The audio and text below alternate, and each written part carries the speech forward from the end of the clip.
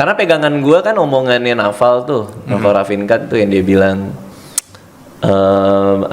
carilah pekerjaan di mana orang ngelihatnya lu kayak main-main, orang ngelihatnya lu kayak kerja tapi rasanya kayak main-main.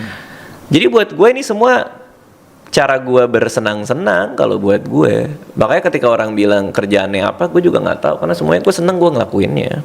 Kalau buat gue, stand up comedy kalau gue nggak dibayar pun gue akan ngelakuin karena itu terapi buat gue.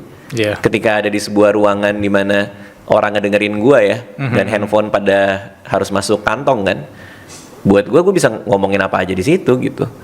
Itu terapi.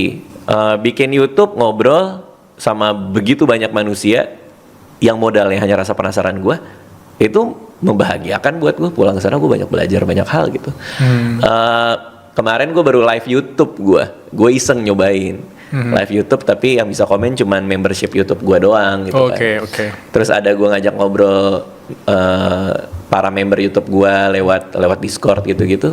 Itu ya kan artinya gue dapat duit dari membership ya. Tapi itu menyenangkan buat gue. Gue kan ngelakuin itu kapan aja kalau gue sempet. Jadi artinya uang itu justru byproduct dari ya kalau teori ya. Uang itu kan adalah alat pertukaran nilai. Semakin tinggi nilai kita, maka semakin gede uang ya, karena kita punya value yang kita tawarin. Nah menurut gua supaya kita punya value, kita punya nilai, kita harus jago di sebuah satu hal. Supaya jago di sebuah satu hal, mengejar keahliannya itu harus diiringi dengan rasa bahagia kan. Harus dengan rasa bersenang-senang kan.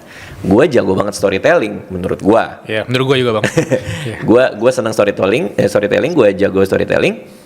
Dan orang kan menukar itu dengan uang dalam semua kesempatan yang mereka bisa, asalkan seleranya sama dengan apa yang gua kasih ya. Kan selera orang juga beda-beda. Nah, untuk nyampe ke jago storytelling, ya berarti harus melihat storytelling sebagai hal yang menyenangkan buat diulik kan.